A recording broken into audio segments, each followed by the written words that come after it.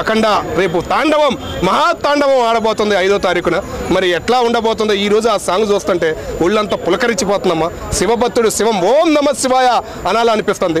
అంత బ్రహ్మాండంగా ఉందమ్మా సాంగ్ కానీ అది కానీ వాతావరణం. మా బాలయ్య గారి లుక్కులు కానీ జై బాలయ్య, నిజంగా బోయపాటి గారికి సెల్యూట్. నిజంగా శివతాండవం అనేది ఆడబోతుంది. మొన్న రీసెంట్గా జమ్మూలో కులం అడిగి చంపిన నీచుళ్ళకి రేపు గుణపాఠం December 5న అవ్వబోతుంది. చాలా చాలా హ్యాపీగా ఉందమ్మా. శివతాండవం ఆడబోతున్నాం రేపు 5వ తారీఖున. శివభక్తులే కాదు, బాలయ్య ఫ్యాన్సే కాదు, భారతదేశం మొత్తం మహాకుంభమేళ జరగబోతుంది. తలుచుకుంటేనే ఒక హ్యాపీనెస్ అనిపిస్తుంది.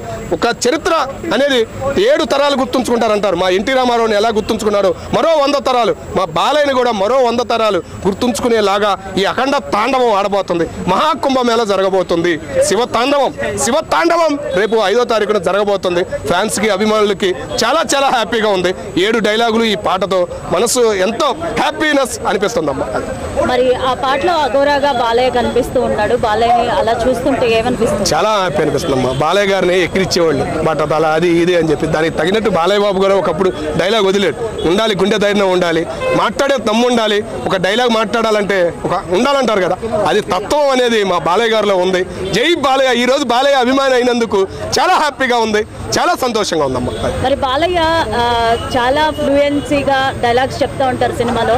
స్టేజ్ మీద ఎందుకు అలా తలబడుతూ ఉంటారు? తలబడేదే ఉందమ్మా. మూమెంట్ వేరు. బాలయ్య గారి గురించి తెలుసు. బాలయ్య గారు ఏ మూమెంట్లో ఎట్లా ఉంటారో బాలయ్య గారికి తెలుసు కాబట్టి ఫ్యాన్స్ ఎవరు ఆ మాట అనరు. ఓకేనా? మైక్ పట్టుకుంటే మైక్ ఎక్కడ కింద పడిద్దాని భయం వేసింది. అమ్మ కింద పడేస్తాడేమో అని. బాలయ్య పడేయలేదు. ఇప్పుడు దాకా ఒక్కసారి కూడా పడేయలేదమ్మా. చాలాసార్లు ట్రై చేశాడు.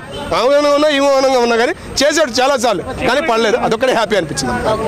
సో బోయపాటి సీను బాలకృష్ణ కాంబినేషన్ లో ఇంతకు ముందు వచ్చిన సినిమాలన్నీ కూడా హిట్ అయ్యాయి. మరి ఈ సినిమా బాక్స్ బద్దలవుతుంది అంటారు. ఎలా ఉండబోతుంది అనుకుంటున్నారు? ఒకప్పుడు భారతదేశం మొత్తం రాజమౌళి గారు బాహుబలితో ప్రపంచానికే పరిచయం అయ్యాడు. రేపు బోయపాటి గారు ప్రపంచానికే కాదు అఖండ భారతదేశానికి అఖండ అని ఒక పేరుతో శివతాండవంగా బోయపాటి గారు పరిచయం అవుతున్నారు.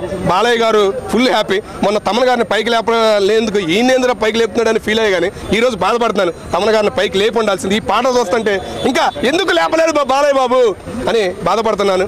జై బాలయ్య, జై తమన్ గారు, జై బోయపాటి గారు. అయితే తమన్ మ్యూజిక్ అంతా కూడా డ్రమ్స్ పగిలిపోయేలాగా వాయిస్తూ ఉంటారు. ఈ పాట చూస్తే మీకు ఎలా అనిపిస్తుంది? మొన్న రీసెంట్గా వేరే సినిమాలో అదే మ్యూజిక్ వచ్చిందమ్మా. ఎవరో సినిమా చెప్పకూడదు పేరు. దానిలో అంత అనిపించలే. ఆ హీరోకి తగ్గట్టు వెనకమాల మ్యూజిక్ కానీ అది తమన్ గారు ఇవ్వలేదు, కానీ దీనిలో ఇచ్చారమ్మా. దీనిలో చాలా ఇచ్చారు. ఇప్పుడు ఈ పాట ఏంటంటే నాకు మొన్నదా భయం వేసింది. దీనిలో కూడా ఇచ్చాడా లేదా, ఏదైనా పాట ఏదైనా ఫెయిల్ అయ్యిద్దాం అనుకున్నా. మొన్న రీసెంట్గా జానకి పాట, ఆ పాటలో కూడా పర్లేదు, కానీ ఈ పాటకు మాత్రం సూపర్ అమ్మా. తెలుగు బిడ్డ, నిజంగా తెలుగు బిడ్డ అనిపించాడు.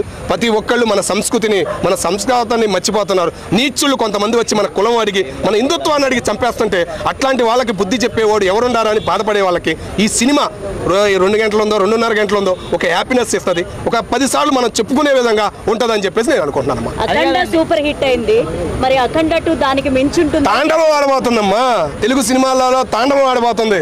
మొన్నటిదాకా ఆ సినిమా ఈ సినిమా కలెక్షన్ల గురించి మాట్లాడి వీళ్ళు కాజేస్తున్నారు అని అనేవాళ్ళు. డబ్బులు పెట్టి వెళ్ళాలిరా బాబు ఈ సినిమాకి, 1000 అయినా 2000 అయినా ఈ సినిమాకి పెట్టి వెళ్ళాలి అనే అభిమానం ఈ రోజు జనంలో ఈ డైలాగులతో, ఈ పాటలతో కనబడుతుంది. అన్నా తాండవం అన్న మహాకుంభమేళ, మన చరిత్ర, మన సంస్కృతి. అవునన్నా. బోయపాటి గారు మనం చెప్పారు కదా, స్టేజ్ మీద చెప్పారు కదా, మన స్టేజ్ మీద మనం చెప్పారు మన హిందువుల్ని అడిగల్లా హింసిస్తున్నారు. అట్లాంటి వాళ్ళకి మన హిందువుల కలయిక ఏంది, మన హిందుత్వం ఎట్లాంటిది, మన పాత సంస్కృతి ఎట్లాంటిది ఒక హిందీ భాషలో వస్తుందంటే కంపల్సరిగా పాకిస్తాన్లో వాళ్ళు అందరూ చూస్తారు. మన హిందీలో ఏదైనా వచ్చిందంటే కాపీ కొట్టేలా చూస్తారు కదా వాళ్ళు. ఈ దెబ్బ అనేది వాళ్ళకి తగిలిద్ది. మా బాలయ్య గురించి వాళ్ళకి తెలిసిద్ది. మన తెలుగు వాడి గురించి జమ్మూలో తెలుగు మొదలైంది. ఒకప్పుడు మీకు తెలుసో తెలియదు, జమ్మూలో తెలుగు మొదలైంది. భారతదేశం మొత్తం వరకు తెలుగు అక్షరాలు ఎక్కువగా ఉండేవి. తెలుగు సంస్కృతి అనేది మర్చిపోతున్న ఈ సమాజం నేడు నేర్చుకోబోతుంది. మహాకుంభమేళ జరిగి 40 రోజుల్లో చాలామంది యూపీకి ఒక పేరు వచ్చింది. యూపీ అంటే దొంగతనాలు, మన లారీ డ్రైవర్లు వెళ్ళేవాళ్ళు, అరే అమ్మ దీనిలోకి ఎంట్రీ ఇచ్చామని భయపడేవాళ్ళు. కానీ ఇప్పుడు స్వేచ్ఛగా తిరుగుతున్నారు. వాళ్ళు సపోర్ట్ పలుకుతున్నారు, సరుకు దించుకుంటున్నారు.